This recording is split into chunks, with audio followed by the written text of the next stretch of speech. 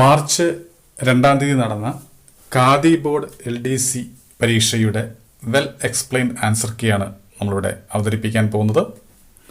അപ്പോൾ ഈ ക്ലാസ് നിങ്ങൾക്ക് ഇഷ്ടപ്പെടുകയാണെങ്കിൽ തീർച്ചയായിട്ടും നിങ്ങൾ ലൈക്ക് ചെയ്യുക, ഷെയർ ചെയ്യുക. അപ്പം ഇതുവരെ എന്നെ ചാനൽ സബ്സ്ക്രൈബ് ചെയ്യാത്തവർ താഴെ കാണുന്ന സബ്സ്ക്രൈബ് ബട്ടൺ ക്ലിക്ക് ചെയ്ത് എൻ്റെ ചാനൽ സബ്സ്ക്രൈബ് ചെയ്യുക. ഇതുവരെ ഞാൻ ഉൾപ്പെടുത്തിയിരിക്കുന്ന ക്ലാസ്സുകൾ കാണുവാൻ വേണ്ടി താഴെ ഡിസ്ക്രിപ്ഷൻ ബോക്സിൽ എല്ലാ ക്ലാസ്സുകളുടെയും ലിങ്ക് ഞാൻ കൊടുത്തിട്ടുണ്ട്. അതിലൂടെ കയറി കാണാവുന്നതാണ്. അപ്പോൾ എല്ലാവർക്കും ഒരിക്കൽ കൂടി രഞ്ജിത്ത് ഇംഗ്ലീഷിലേക്ക് സ്വാഗതം. അപ്പോൾ നോക്കുക, ഫസ്റ്റ് ക്വസ്റ്റ്യൻ എന്തായിരുന്നു? First question, Peter posted the letter. അങ്ങനെ ഒരു സെൻറ്റൻസ് നൽകിയിരിക്കുന്നു. എന്നിട്ട് എന്താണ് നമ്മളോട് പറഞ്ഞിരിക്കുന്നത്?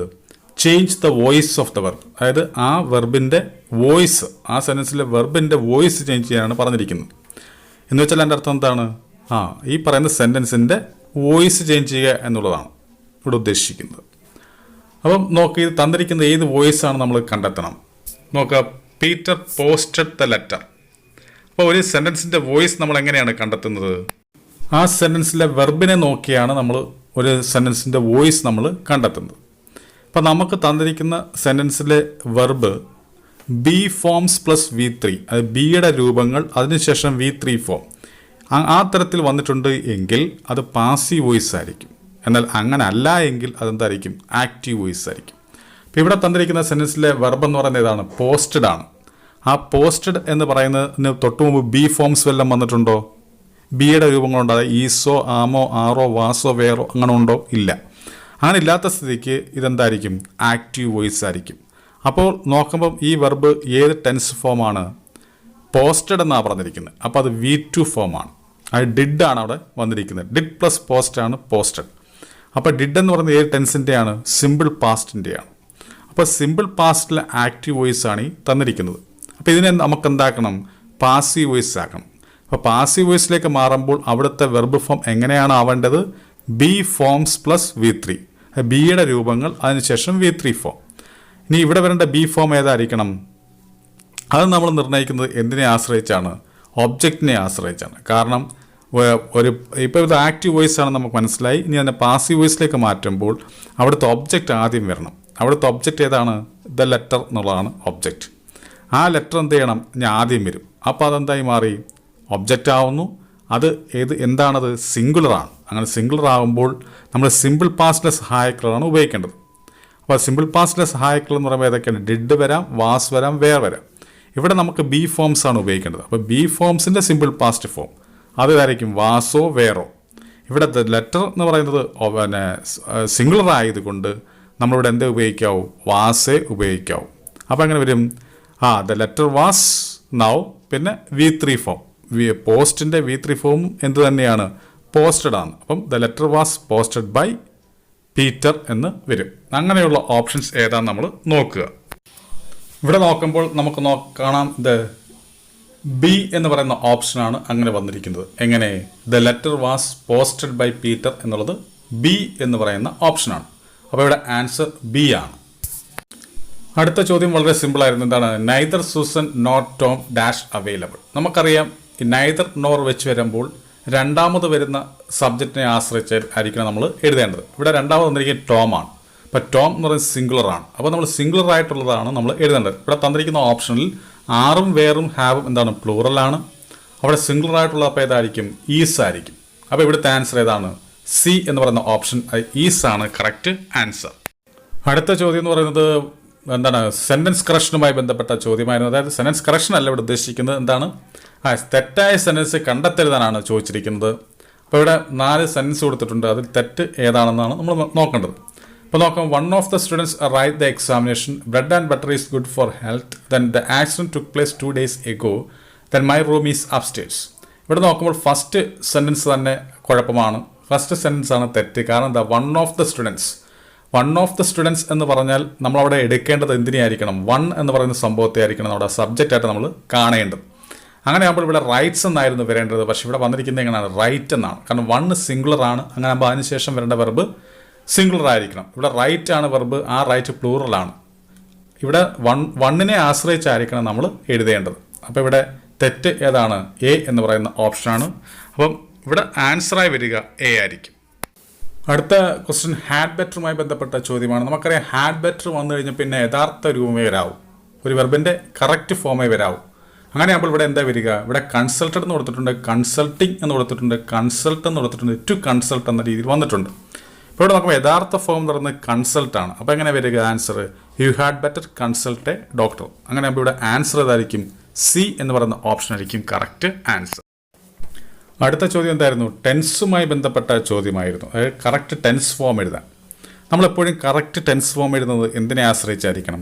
ടൈമിംഗ് വേർഡിനെ ആശ്രയിച്ചായിരിക്കണം. ഇവിടെ നോക്കാം, we dash here for an hour എന്ന് പറയുന്നതിനകത്ത് ടൈമിംഗ് വേർഡ് എന്ന് പറയുന്നത് ഏതാണ്? ഫോർ ആണ്, FOR.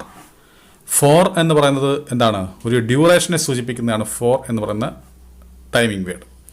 അപ്പോൾ ഇങ്ങനെ ഫോർ വരുമ്പോൾ നമ്മൾ ഉപയോഗിക്കേണ്ട ടെൻസ് എന്ന് പറയുന്നത് ഏതൊക്കെയായിരിക്കണം? ഒന്നുകിൽ പാസ്റ്റ് പെർഫെക്റ്റ് കണ്ടിന്യൂസ് ടെൻസ് ആയിരിക്കണം, അല്ലെങ്കിൽ പ്രസൻറ്റ് പെർഫെക്റ്റ് കണ്ടിന്യൂസ് ടെൻസ് ആയിരിക്കണം. ഇപ്പോൾ ഇവിടെ നോക്കുമ്പോൾ ഈ തന്നിരിക്കുന്ന ഓപ്ഷൻ എല്ലാം എന്താണ്? പ്രസൻറ്റ് ടെൻസിൽ വരുന്നതാണ്. അപ്പോൾ അതിലേതാണ് പ്രസൻറ്റ് പെർഫെക്റ്റ് കണ്ടിന്യൂസ് ടെൻസ് എന്ന് നോക്കുക. അപ്പോൾ അതായിരിക്കും ഇവിടെ ആൻസറായി വരിക. അപ്പോൾ ഇനി നമ്മൾ പ്രസൻറ്റ് പെർഫെക്റ്റ് കണ്ടിന്യൂസ് ടെൻസിൻ്റെ കൺസ്ട്രക്ഷൻ നമ്മൾ അറിഞ്ഞിരിക്കണം. എങ്ങനെയായിരിക്കും construction? Subject plus has or have been plus verb plus ING. അത് has or have plus been plus verb plus ING ആ തരത്തിൽ വരുന്നതായിരിക്കും പ്രസൻറ്റ് പെർഫെക്റ്റ് കണ്ടിന്യൂസ് ടെൻസ്. അപ്പോൾ ഇവിടെ നോക്കുമ്പോൾ ഇവിടെ ഹാവ് ബീൻ വെയിറ്റിംഗ് വന്നിട്ടുണ്ട് അല്ലേ? Have plus been plus verb plus ING അല്ലേ? Has or have plus been plus verb plus ING എന്നാണ് പറയേണ്ടത്. ഇവിടെ വി വന്നതുകൊണ്ട് അത് വി പ്ലൂറൽ ആയതുകൊണ്ട് പിന്നെ ഹാവ് വരത്തുള്ളൂ. പിന്നെ ഹാവ് അതിനുശേഷം ബീൻ അതിനുശേഷം വെർബ് പ്ലസ് ING. ഇവിടെ നോക്കുമ്പോൾ ഇവിടെ വന്നിരിക്കുന്ന അതേ രീതി വന്നിരിക്കുന്ന ഓപ്ഷൻ ഏതാണ്? ബി എന്ന് പറയുന്ന ഓപ്ഷനാണ്. കാരണം എന്താ? ഹാവ് ഉണ്ട്, ബീൻ ഉണ്ട്, പിന്നെ വെയിറ്റ് എന്ന് പറയുന്ന വെർബിനോട് കൂടി ING ചേർത്തു. അപ്പോൾ ഹാവ് ബീൻ വെയിറ്റിംഗ്. അപ്പോൾ ഇവിടെ കറക്റ്റ് ആൻസർ ഏതായിരിക്കും? ബി എന്ന് പറയുന്ന ഓപ്ഷൻ ആയിരിക്കും ശരിയായിട്ടുള്ള ആൻസർ.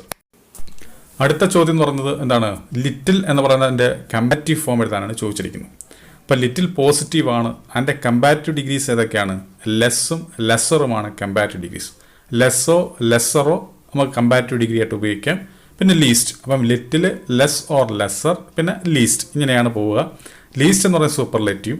അപ്പോൾ ഇവിടെ കമ്പാരിറ്റീവ് ആണ് ചോദിച്ചിരിക്കുന്നത്. അപ്പം ലെസ്സോ ലെസ്സറോ വരണം. നമുക്ക് തന്നിരിക്കുന്ന ഓപ്ഷൻ ലെസ് ആണുള്ളത്, അതായത് എ എന്ന് പറയുന്ന ഓപ്ഷൻ. അപ്പം അങ്ങനെയാകുമ്പോൾ ഇവിടുത്തെ ആൻസർ എ എന്ന് പറയുന്ന ഓപ്ഷൻ ആയിരിക്കും. പിന്നെ അടുത്ത ചോദ്യം എന്താണ്? എക്സ്ട്രിക്കേറ്റ് എന്ന് പറയുന്ന വാക്കിൻ്റെ സിനോണിം എഴുതാനാണ് ചോദിച്ചിരിക്കുന്നത്. അതേ അർത്ഥം വരുന്നത്. അപ്പം നോക്കുക, ഇവിടെ ടൈ എന്ന് കൊടുത്തിട്ടുണ്ട്, പുൾ എന്ന് കൊടുത്തിട്ടുണ്ട്, ഫ്രീ എന്ന് കൊടുത്തിട്ടുണ്ട്, ഹാർട്ട്. ടൈ എന്ന് വെച്ചാൽ നമുക്കറിയാം കെട്ടുക, പുൾ വലിക്കുക, ഫ്രീ മീൻസ് സ്വതന്ത്രമാക്കുക, ഹാർട്ട് മീൻസ് മുറിവേൽപ്പിക്കുക. അപ്പോൾ ഇവിടെ എക്സ്ട്രിക്കേറ്റ് എന്ന് പറയുന്ന വാക്കിൻ്റെ അർത്ഥം എന്താണ്? ഫ്രീ, സ്വതന്ത്രമാക്കുക എന്നാണ് ഉദ്ദേശിക്കുന്നത്. അപ്പോൾ അങ്ങനെയാകുമ്പോൾ ഇവിടെ എക്സ്ട്രിക്കേറ്റിൻ്റെ സിനോണിമായി വരിക ഫ്രീ ആണ്. അപ്പോൾ സി എന്ന് പറയുന്ന ഓപ്ഷനാണ് കറക്റ്റ് ആൻസർ. അടുത്ത ചോദ്യം സ്പെല്ലിംഗ് കറക്ഷനുമായി ബന്ധപ്പെട്ടതാണ്. അതായത് ഇവിടെ ചോദിച്ചിരിക്കുന്നത് ശരിയായ സ്പെല്ലിംഗിൽ എഴുതിയിരിക്കുന്ന വാക്ക് ഏതെന്നാണ് ചോദിച്ചിരിക്കുന്നത്. അപ്പോൾ ഇവിടെ അങ്ങനെ വന്നിരിക്കുന്നത് സി എന്ന് പറയുന്ന ഓപ്ഷനാണ്. അത് ആംബിഗ്വിറ്റി ആണ് കറക്റ്റ് സ്പെല്ലിംഗ്. ഇനി എന്താണ് ഇനാഗുറേഷൻ എന്ന് പറയുന്ന സ്പെല്ലിംഗിൽ വന്ന കുഴപ്പം? INA കഴിഞ്ഞിട്ടൊരു യു വരണം. അപ്പോൾ INAUGURATION ആണ് ഇനാഗുറേഷൻ്റെ കറക്റ്റ് സ്പെല്ലിംഗ്. അത് INA കഴിഞ്ഞിട്ടൊരു യു വേണം. അത് ജിക്ക് മുമ്പ് ഒരു യു കൂടെ വേണമായിരുന്നു. ഡിറ്ററൻറ്റിൻ്റെ നോക്കുമ്പോൾ 2 R വേണമായിരുന്നു. യുറീക്കയ്ക്ക് വരുമ്പോൾ ആദ്യം ഒരു ഇ വരണമായിരുന്നു. അപ്പോൾ EUREKA ആണ് യുറീക്കയുടെ കറക്റ്റ് സ്പെല്ലിംഗ്. അപ്പോൾ ഇവിടെ കറക്റ്റ് സ്പെല്ലിംഗ് കറക്റ്റായിട്ട് വന്നിരിക്കുന്നത് സി എന്ന് പറയുന്ന ഓപ്ഷൻ. ആംബിഗ്വിറ്റി ആണ് ഇവിടെ കറക്റ്റ് ആൻസർ. അടുത്ത് നോക്കുക, I cannot dash his behaviour. അപ്പോൾ ഇത് ഫ്രേസൽ വെർബുമായി ബന്ധപ്പെട്ട ഒരു ചോദ്യമാണ്. ഇവിടെ ഉദ്ദേശിക്കുന്നത് അവൻ്റെ പെരുമാറ്റം എനിക്ക് സഹിക്കാൻ കഴിയുന്നില്ല. അപ്പോൾ അത്തരത്തിൽ അർത്ഥം വരുന്ന ഫ്രേസൽ വെർബ് ഇവിടെ ഏതാണ്? പുട്ടപ്പ് വിത്ത് ആണ് അങ്ങനെ വരിക. അപ്പം പുട്ടപ്പ് വിത്ത് ആണ് കറക്റ്റ് ആൻസർ. ഇനി പുട്ട് ഔട്ട് എന്ന് വെച്ച അർത്ഥം എന്താ? എക്സ്റ്റിങ്ക്യൂഷൻ എന്നാണ്. തീ അണയ്ക്കുന്നതിന് നമ്മൾ പുട്ട് ഔട്ട് എന്ന് പറയുന്നത്. ഇനി പുട്ട് ഓൺ എന്ന് വെച്ചാൽ അർത്ഥം എന്താ? വിയർ, അതായത് ധരിക്കുക എന്നാണ്. അതായത് വസ്ത്രമൊക്കെ നമ്മൾ ഇടുന്നതിന് അല്ലെങ്കിൽ ധരിക്കുന്നതിന് നമ്മൾ പുട്ട് ഓൺ എന്ന് പറയുന്നത്. ഇനി പുട്ട് അസൈഡ് എന്ന് വെച്ചാൽ അർത്ഥം എന്താ ഉദ്ദേശിക്കുന്നത്? ഭാവിയിലെ ഏതെങ്കിലും ആവശ്യത്തിന് വേണ്ടി നമ്മൾ എന്തെങ്കിലും മാറ്റി വെക്കുക, പ്രത്യേകിച്ച് പൈസ അങ്ങനെയുള്ള കാര്യങ്ങളൊക്കെ നമ്മൾ മാറ്റി വെക്കുക. അതാണ് പുട്ട് അസൈഡ് കൊണ്ട് ഉദ്ദേശിക്കുന്നത്. ഇവിടെ ആൻസർ അതായിരിക്കും എ എന്ന് പറയുന്ന ഓപ്ഷനാണ്. അത് പുട്ടപ്പ് വിത്ത് ആണ് ഇവിടെ കറക്റ്റ് ആൻസർ. അടുത്തത് കളക്റ്റീവ് നൗണുമായി ബന്ധപ്പെട്ട ചോദ്യമാണ്. ഇവിടെ ചോദിച്ചിരിക്കുന്നത് എന്താണ്? A group of animals of the same type that leave and feed together is known as. അതായത് അനിമലിൻ്റെ കൂട്ടം അല്ലേ? ഗ്രൂപ്പ് ഓഫ് അനിമൽസിനുള്ള കളക്റ്റീവ് നൗൺ ഏതാണെന്നാണ് ചോദിച്ചിരിക്കുന്നത്. നമുക്കറിയാം ഏതാണ്? ഡി എന്ന് പറയുന്ന ഓപ്ഷൻ. അത് ഹേർഡ് ആണ് നമ്മൾ കറക്റ്റ് ആൻസറായി വരും. അപ്പോൾ ഹേർഡ് ഓഫ് ബഫല്ലോസ് എന്നാണ് നമ്മൾ പറയുക. അപ്പോൾ ഹേർഡ് ആണ് അവിടെ കറക്റ്റ് ആൻസർ.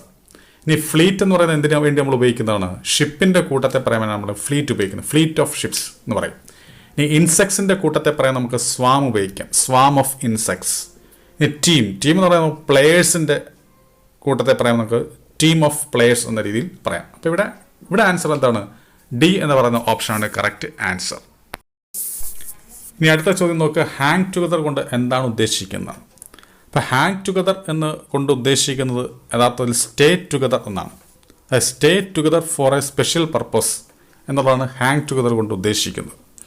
അതിൽ പെടുന്നത് ഇപ്പോൾ നമുക്ക് വർക്ക് ടുഗദർ എന്ന് വേണമെങ്കിൽ പറയാം, ഫോർ എ സ്പെഷ്യൽ പർപ്പസ്. എന്തെങ്കിലും ഇതിൽ ലക്ഷ്യത്തിന് വേണ്ടി, ഒരു പ്രത്യേക ലക്ഷ്യത്തിന് വേണ്ടി നമ്മൾ ഒരുമിച്ച് നിൽക്കുകയോ അല്ലെങ്കിൽ ജോലി ചെയ്യുകയോ ഒക്കെ ചെയ്യുന്നതിന് നമുക്ക് ഹാങ് ടുഗദർ എന്ന് പറയാം.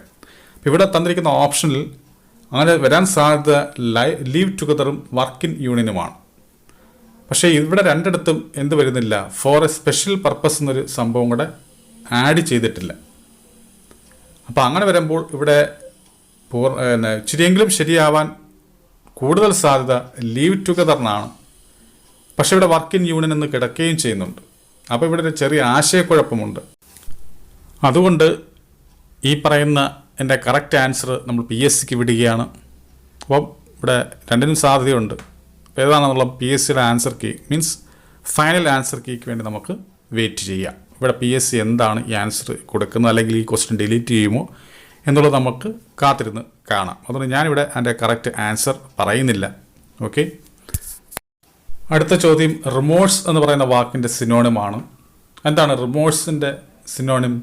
റെഗ്രറ്റ് എന്നാണ്. എന്നുവെച്ചാൽ പശ്ചാത്തപിക്കുക എന്നാണ് റിമോഴ്സ് കൊണ്ട് ഉദ്ദേശിക്കുന്നത്. റെഗ്രറ്റിൻ്റെയും അർത്ഥം എന്താണ്? പശ്ചാത്തപിക്കുക എന്നുള്ളതാണ്. അപ്പോൾ ഇവിടെ റെഗ്രറ്റ് ആണ് കറക്റ്റ് ആൻസർ. ഇനി ഇവിടെ എന്താണ് ഇൻ്റലിജൻറ്റ്? നമുക്കറിയാം ബുദ്ധിയുള്ള എന്നൊക്കെ അർത്ഥത്തില്ല. ഇനി ബെനവലൻ്റ് എന്ന് വെച്ചാൽ അർത്ഥം എന്താ? ദയാലു, ജനറസ് എന്നാണ്. ആംഗ്രി നമുക്കറിയാം ദേഷ്യമുള്ള, അല്ലേ? ഇവിടെ കറക്റ്റ് ആൻസർ എന്തായിരിക്കും? റെഗ്രറ്റ് ആയിരിക്കും ശരിയായിട്ടുള്ള ആൻസർ. അടുത്ത ക്വസ്റ്റ്യൻ നമുക്ക് നോക്കാം. എന്താണ്? ക്വസ്റ്റ്യൻ ടാഗുമായി ബന്ധപ്പെട്ട ചോദ്യമാണ്. Nobody wants to be poor എന്ന് പറയുന്നതാണ് ഇവിടുത്തെ സെൻസ്. അതിൻ്റെ ടാഗ് എഴുതാൻ, അതായത് ക്വസ്റ്റ്യൻ ടാഗ് എഴുതാനാണ് ചോദിച്ചിരിക്കുന്നത്. നമ്മൾ സാധാരണ എങ്ങനെയാണ് ക്വസ്റ്റ്യൻ ടാഗ് നിർമ്മിക്കുക? എവിടെയൊക്കെ നമ്മൾ നോക്കണം? ക്വസ്റ്റ്യൻ ടാഗ് നിർമ്മിക്കുമ്പോൾ നമ്മൾ തന്നിരിക്കുന്ന വെർബിലേക്ക് നോക്കണം. എന്തിനു വേണ്ടിയാണ് വെർബിലേക്ക് നോക്കുന്നത്? സഹായക്രിയ കണ്ടെത്താൻ. കാരണം നമ്മൾ ആദ്യം സഹായക്രിയയാണ് എടുത്ത് എഴുതേണ്ടത്. ഇവിടെ നോക്കിയിട്ട് വാണ്ട്സ് എന്ന് പറയുന്നതാണ് ഇവിടുത്തെ വെർബ്. അതിലെ സഹായക്രിയ എന്ന് പറയുന്നത് ഡസ് ആണ്. അപ്പോൾ നമ്മൾ ഡസ് എടുക്കുന്നു. ഇനി തന്നിരിക്കുന്നത് പോസിറ്റീവ് ആണോ നെഗറ്റീവ് ആണോ എന്ന് നോക്കുക. ഇവിടെ നോബഡി എന്ന് പറയുമ്പോൾ അത് നെഗറ്റീവാണ്. അപ്പോൾ നമ്മൾ ഡസിൻ്റെ കൂടെ നോട്ട് ചേർക്കേണ്ട. അപ്പോൾ ഡസ്. നോബഡിയുടെ പ്രൊനൗൺ എന്ന് പറയുന്നത് ദേ ആണ്. അപ്പോൾ ഡസ് ദേ എന്ന് നമുക്ക് ആൻസർ കിട്ടും.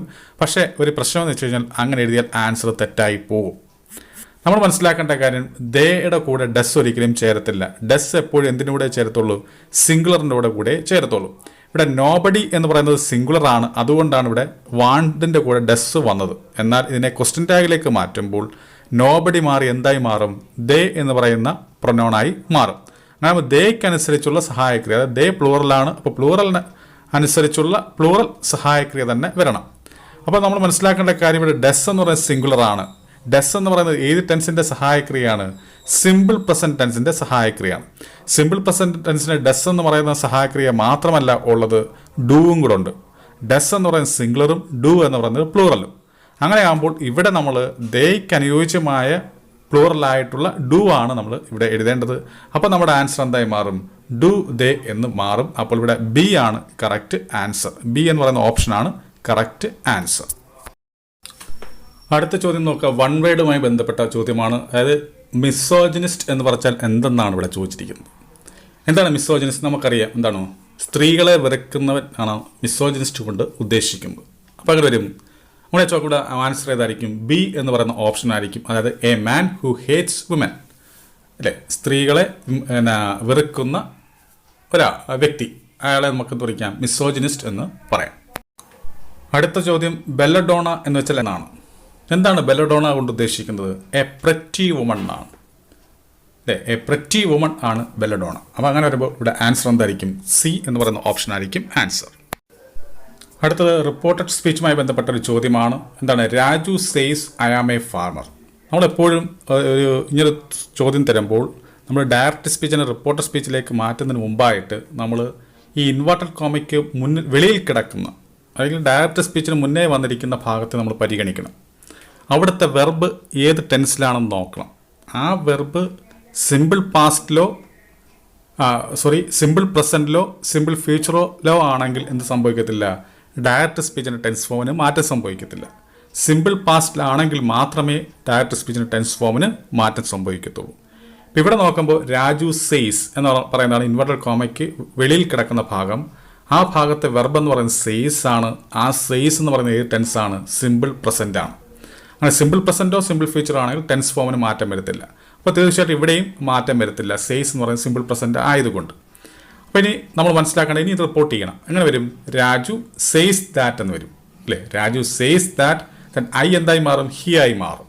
ഇനി ആം എന്ന് പറയുന്നത് പ്രസൻറ്റ് ടെൻസ് ആണ്.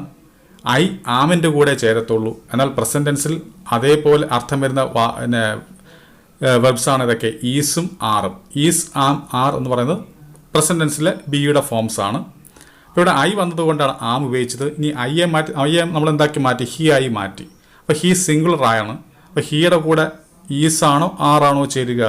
ഈസ് ആയിരിക്കും വരിക അല്ലേ? അപ്പോൾ ഹി ഈസ്. അപ്പോൾ എങ്ങനെ വരിക ആൻസർ?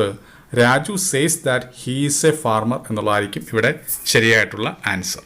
ഇവിടെ നോക്കുക, ഇനി ഇത് ഇഫ് ക്ലോസുമായി ബന്ധപ്പെട്ട ചോദ്യമാണ്. അപ്പം തന്നിരിക്കുന്ന ഇഫ് ക്ലോസ് ഏത് ടെൻസ് ആണെന്ന് നോക്കുക.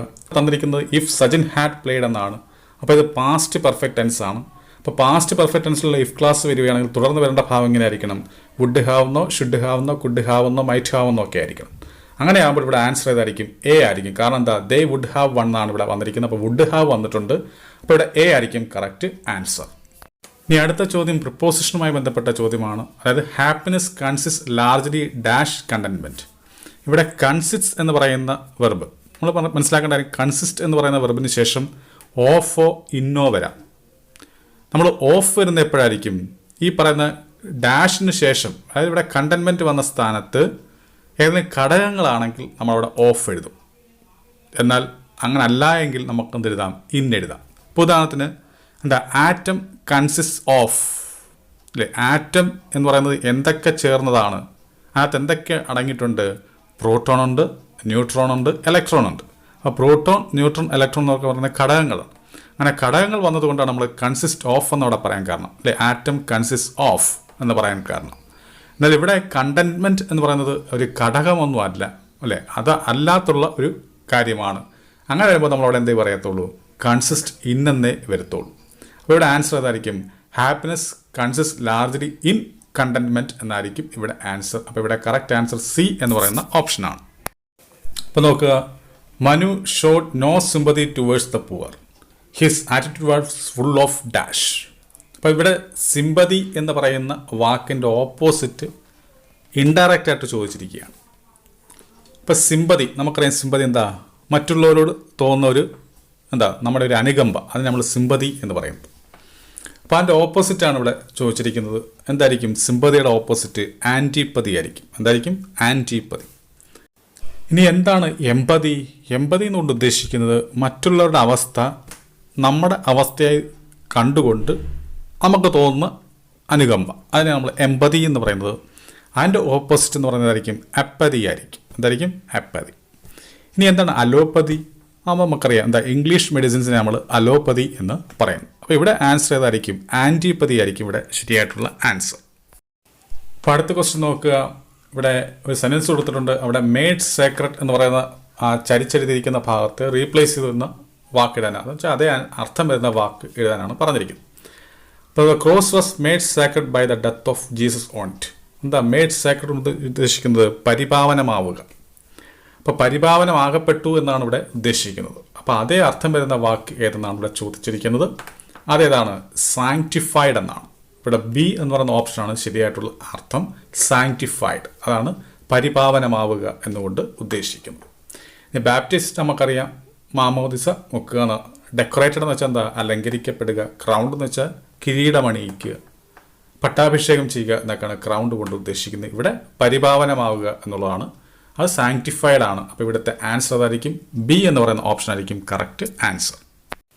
അപ്പോൾ ഈ ക്ലാസ് നിങ്ങൾക്ക് ഇഷ്ടപ്പെട്ടെങ്കിൽ തീർച്ചയായിട്ടും നിങ്ങൾ ലൈക്ക് ചെയ്യുക, ഷെയർ ചെയ്യുക. അതുപോലെ തന്നെ എൻ്റെ ക്ലാസ് ആദ്യമായി കാണുന്നവർ താഴെ കാണുന്ന സബ്സ്ക്രൈബ് ബട്ടൺ ക്ലിക്ക് ചെയ്ത് എൻ്റെ ചാനൽ സബ്സ്ക്രൈബ് ചെയ്യുക.